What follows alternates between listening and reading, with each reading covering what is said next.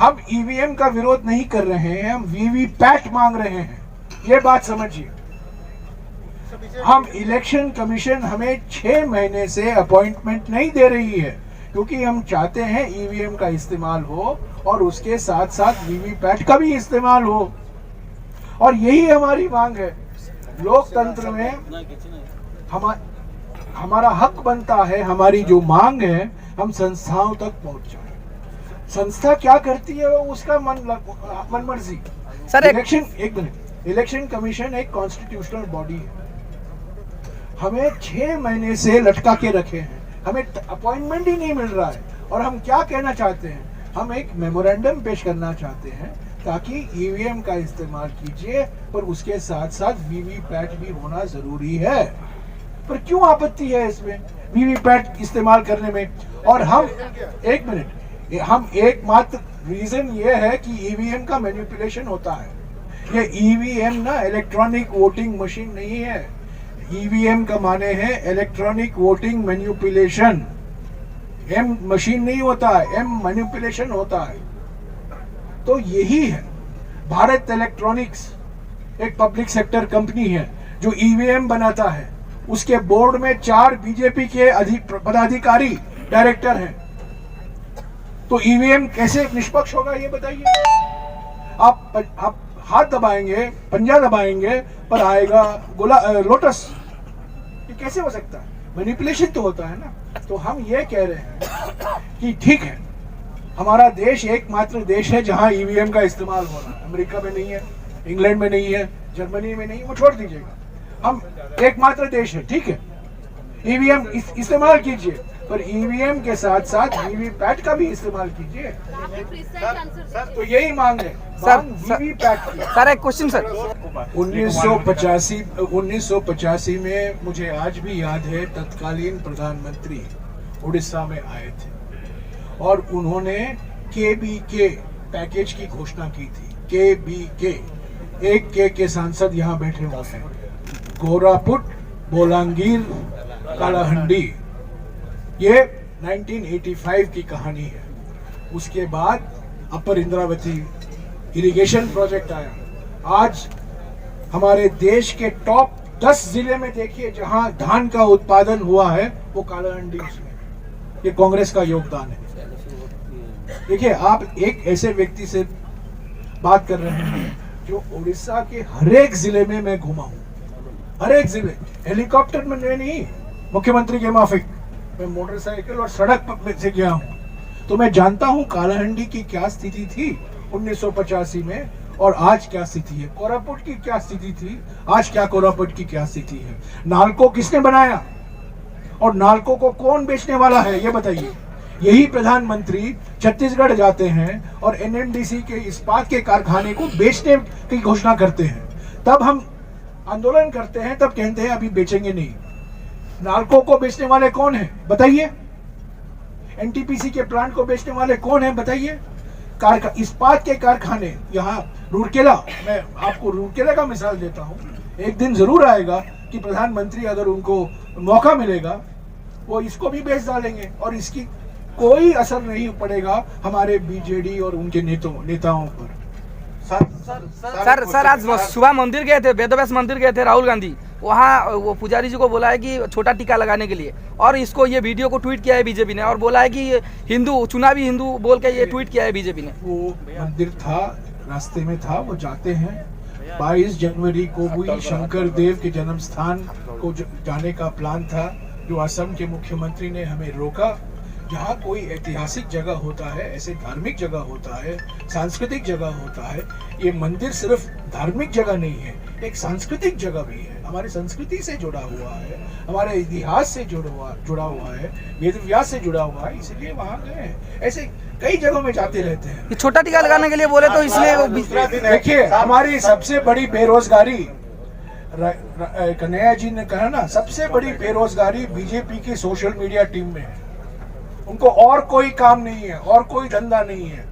अमित मालविया जी को और हमारे असम के मुख्यमंत्री को सिर्फ यही, इसको वीडियो निकालना, इस बात पर वीडियो वायरल चलाना। असली मुद्दे क्या उठा रहे हैं राहुल जी? नारी सम्मान, युवा न्याय, श्रमिक न्याय, हिस्सेदारी न्याय, आदिवासी पर न्याय, उसके बारे में तो कुछ कहते नहीं है। कुछ बिस्किट के बारे में एक दिन वीडियो लगाएंगे, मंदिर में जाते हैं उसको वीडियो लगाते हैं। सर सब मानसिकता है। एक मिनट सरकारी शिक्षा व्यवस्था के ऊपर में क्या कह रहे हैं? एक मिनट मुझे पूरा तो खत्म करने दो, मुझे कंप्लीट करने दो ना। आप लोग बहुत उत्तेजित हैं, आक्रामक। शिक्षा का सबसे स्तर कम है। समय बहुत कम है सर। बहुत आप लोग बहुत आक्रामक हो गए। बहुत खाने के पहले ही आप आक्रामक हो गए, खाने के बाद क्या होगा? सर मेरी एक सवाल सर बीजेपी का ये ट्वीट के ऊपर आपको क्या बोलना है? मैं यही कह रहा था कि बीजेपी की सोशल मीडिया टीम मानसिक बीमारी से पीड़ित है, मानसिक बीमारी है। हाँ जी, हाँ पीछे शिक्षा का विषय में बताइए। सर आपने जो बोला कांग्रेस का इतना सारा कंट्रीब्यूशन है वो सच है बाबूजी, तो इसलिए ये भी सच है कि सर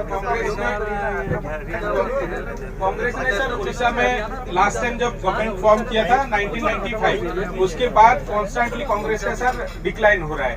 इवन 2019 में आपको पता है कि 3 नंबर पे आ गए। तो आपका सर क्या एक क्लियर कट प्लान है, क्योंकि स्टेट उड़ीसा के भी लीडर्स है कि उड़ीसा हमारे इसको लिए कैसे रिवाइव किया जाए सर? पूर्ण जगह रखता है। उड़ीसा में हमें हमारा मकसद है, हमारा लक्ष्य है, हमारा उद्देश्य यही है कि हम उड़ीसा में वापस सत्ता में आए। पर ये भारत जोड़ो न्याय यात्रा है, सत्ता की यात्रा नहीं है, ये चुनावी यात्रा नहीं है, ये वैचारिक यात्रा है। पर जो आपने कहा ये सच बात है। हमारे संगठन में कमजोरी आई है, सुस्ती आई है, और हमारे संगठन में नई जान फूंकने के लिए, नई शक्ति देने के लिए पहले भारत जोड़ो यात्रा 2022 में और अभी पिछले 25 दिनों से भारत जोड़ो न्याय यात्रा निकाला गया है। मैं हमारी कमजोरी से भाग नहीं रहा हूँ, ये कमजोरी एक हकीकत है। और हमारे प्रभारी 24 घंटे में लगे हुए हैं, हमारे पटनायक बाबू 24 घंटे लगे हुए हैं, हमारे सांसद, युवा सांसद 24 घंटे में लगे हुए हैं। हम लड़ते रहेंगे। हम जानते हैं कि हम कमजोर हैं, क्योंकि हमारा मुकाबला ये बीजेपी बीजेडी जुगलबंदी से है। ये जुगलबंदी, एक पार्टी खतरनाक है, जुगलबंदी डबल खतरनाक होता है। तो कमजोरी मैं स्वीकारता हूं, हम कमजोर हैं। हमारे कई लोग छोड़कर चले भी गए हैं, ये भी सच है। हमारे पार्टी में बहुत लोकतंत्र है, लोग कुछ भी बोल देते हैं, कभी कभी अनुशासन इतना नहीं है, और आप लोग माइक लेकर दे देते हैं किसी को और वो बोल लेते हैं, तो थोड़ा उसमें फॉल्ट आपका भी है ना। आपको एक हेडलाइन चाहिए और किसी हमारे, इनके बात नहीं कर रहा हूँ, पर हमारे बहुत कुछ से साथी है, तो आपको एक बैट दे देंगे, हेडलाइन मिल जाएगा। पूरा भारतवर्ष में शिक्षा का स्तर पूरा गिरा हुआ, सरकारी स्तर का। कहाँ? उड़ीसा में? पूरा भारतवर्ष में सरकारी स्कूल का स्तर गिरा हुआ है, इस विषय में बताइए। Sir please one question sir. 2 दिन राहुल गांधी जी का भारत जो सरकारी स्कूल, एक मिनट, सरकारी स्कूल की देखिए, आपने इतना जो सवाल पूछा गया है ना, सबसे जरूरी सवाल आपने पूछा है, मुद्दे का सवाल आपने पूछा है। शिक्षा की दुर्दशा इसलिए है कि शिक्षा मौजूदा सरकार का एजेंडा नहीं है, स्कूल मौजूदा सरकार का एजेंडा नहीं है, कॉलेज यूनिवर्सिटी मौजूदा सरकार का एजेंडा नहीं है। अगर उसका एजेंडा होता तो शिक्षा का ये दुर्दशा नहीं होता। आपको हम बताते हैं, एक आपको आंकड़ा दे रहे हैं। अभी हमारी जो वित्त मंत्री हैं, उन्होंने बजट पेश किया और हमारी यूनिवर्सिटी से ही पढ़ी हैं, और उस बजट में उन्होंने 60% से ज्यादा, मतलब जो पहले 100 रुपया खर्च किया जाता था अब 40 रुपया खर्च किया जाएगा। 60% से ज्यादा बजट की कटौती की गई है। मतलब शिक्षा पे पैसा खर्च ही नहीं करना है। पैसा किस पे खर्च करना है? प्रचार पे। मैं आपको एक और आंकड़ा देता हूँ। एक नारा दिया प्रधानमंत्री जी ने, बेटी बचाओ बेटी पढ़ाओ, और उस योजना के तहत जितना पैसा खर्च किया गया उसमें एक भी स्कूल नहीं खोला गया, सिर्फ प्रचार पे खर्च किया गया।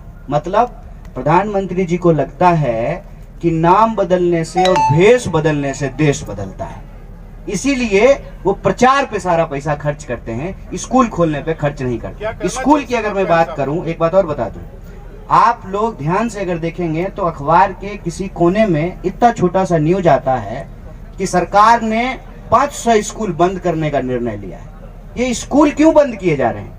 ये स्कूल इसलिए बंद किए जा रहे हैं कि स्कूल की जमीन को भू माफियाओं को दिया जा सके, उसका लैंड कैप्चर करने का ये साजिश रचा जा रहा है। इसीलिए तो मैं देश के आम नौजवानों से यह अपील करता हूँ, हम साधारण लोग हैं, शिक्षा देना सरकार की जिम्मेवारी है।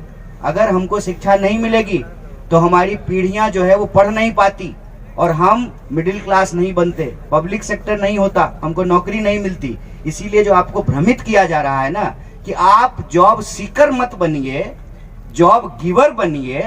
साहब प्रधानमंत्री जी, आप स्नेचर बने हुए हैं, आप जॉब स्नेचर हैं, तो हम जॉब गिवर कैसे बने? ये पॉलिसी का सवाल है। करना ये चाहिए कि हम एक मांग करते हैं NSY की तरफ से कि शिक्षा पर जो खर्चा हो बजट का 10वां हिस्सा हो, हमारी सरकार बनेगी, हम एजुकेशन बजट को बढ़ाएंगे और क्वालिटी एजुकेशन पे खर्च करेंगे। सुनील मैं भाई सरकारी स्कूल में हुई, केंद्रीय विद्यालय में सर, उसके बाद में नवोदय विद्यालय बनाए गए। उड़ीसा के हर एक जिले में नवोदय विद्यालय है। तो जनरल तो सीट नहीं मिल रहा सर। अरे यार कहाँ से आए?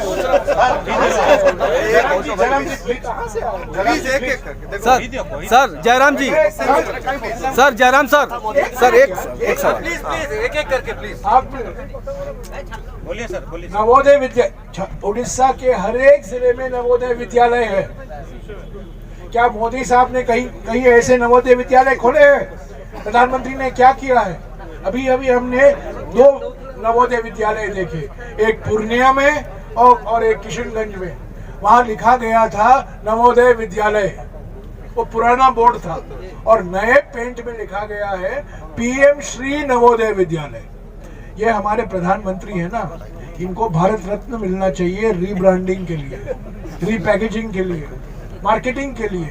नवोदय बनाया गया राजीव गांधी जी के समय, केंद्रीय विद्यालय बनाया गया लाल बहादुर शास्त्री और पंडित जवाहरलाल नेहरू जी के समय, और नाम लिखा जाता है PM श्री नवोदय विद्यालय, PM श्री केंद्रीय विद्यालय। यही तो हकीकत है, सारा का सारा PM के नाम पर है। सर एक सवाल मेरा सर 2 दिन राहुल गांधी जी के यात्रा उड़ीसा में हो चुके हैं। आज राहुल केला में हुआ, कल वीरभद्रपुर में हुआ। पब्लिक रेस्पॉन्स को आप कैसे देखते हैं? और दूसरा क्वेश्चन ये है कि उड़ीसा में जनरल इलेक्शन जब देश में होगा, उड़ीसा में 2-3 महीना है, तो ये यात्रा कितना इम्पैक्टफुल होगा जनरल इलेक्शन में? यात्रा पूरा ग्रांड सक्सेस है जाऊँगी, जोटा ओडिशार जनसाधारण को ऊपर तार प्रभाव पड़ुଛି। नॉट ओनली इन राउरकेला और Sundargarh district, it is through out the state. The impact पूरा लाभ हम ओडिशावासी आशीर्वाद 2024 ओडिशा रे कांग्रेस सरकार हम, ओडिशावासी सरकार हम, जनसाधारण सरकार हम। बीजेपी पतन हवा सुनिश्चित 100%। 9 ରୁ 90 मिशन 90 मिशन सक्सेस निश्चित भाव रे हम। 24 वर्ष सरकार कम्युनिस्ट सरकार जंती गला भांग गला वेस्ट बंगाल, नवीन पटनायक रो 24 वर्ष सरकार सुनिश्चित जाएगा। मैं आज से बोल रहा हूँ 90 मिशन सक्सेस होगा।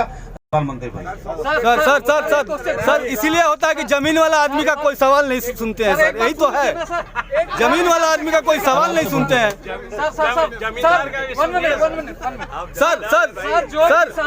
जिस जमीन वाले आदमी जिस जिला में आप आज प्रेस वार्ता दे रहे हैं वो एशिया का 9% इंडस्ट्रियल एरिया है, और यहाँ के सबसे ज्यादा लोग बाहर जाके काम कर रहे हैं। बिल्कुल सही कहा आपने सही मुद्दा उठाया।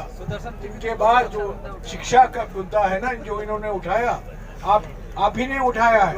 सबसे बड़ी बात यही है, यहाँ से लोग बाहर क्यों जा रहे हैं? मैं नहीं कह रहा हूँ कि बाहर मत जाओ, बाहर जाना अच्छा है। मैं भी जब मैं युवा था, मैं बाहर गया था, मैं वापस लौट आया। लोगों को बाहर जाना चाहिए और वापस भी आना चाहिए। लोग उड़ीसा से क्यों भाग रहे हैं? और जो भाग रहे हैं श्रमिक, जो भाग रहे हैं दलित, जो भाग रहे हैं आदिवासी, जो भाग रहे हैं पिछड़े वर्ग, और जो आ रहे हैं पूंजीपति। आपकी सरकार क्या करेगी सर आने के बाद? अरे इस पर तो संयम लगाना जरूरी है, इस पर तो नियंत्रण लाना जरूरी है।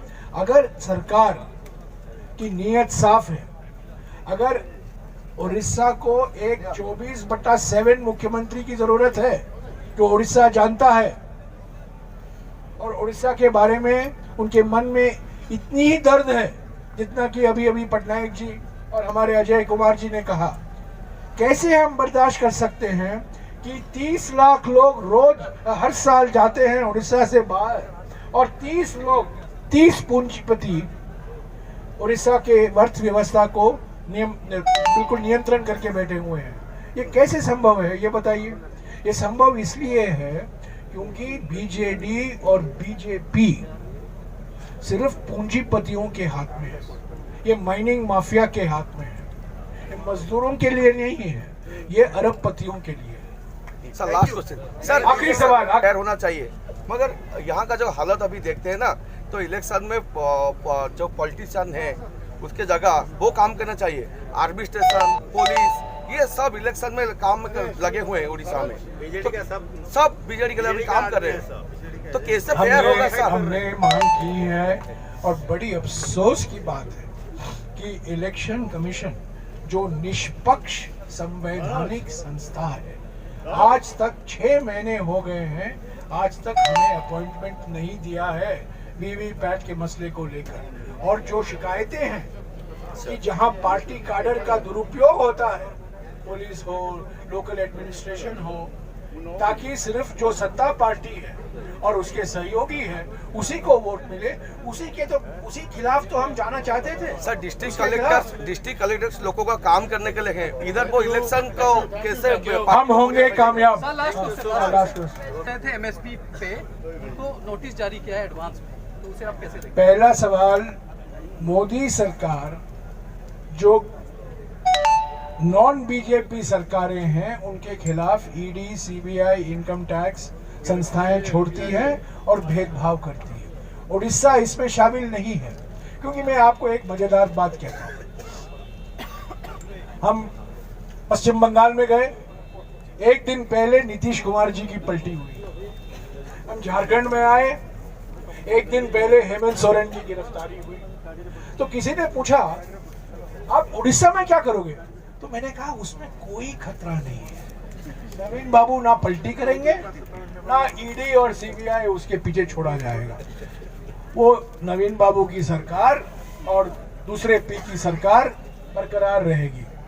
और यही तो हुआ है।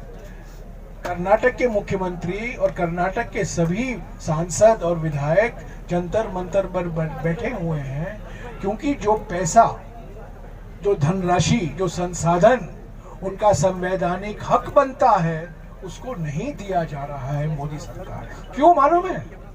क्योंकि 1 साल पहले मोदी ने प्रचार किया कर्नाटका में, जय बजरंग बली, जय बजरंग बली, उन्होंने प्रचार किया और कर्नाटक की जनता ने उनको सही जवाब दिया। 135 एमएलए कांग्रेस के चुनकर आए। नाराज हो गए प्रधानमंत्री।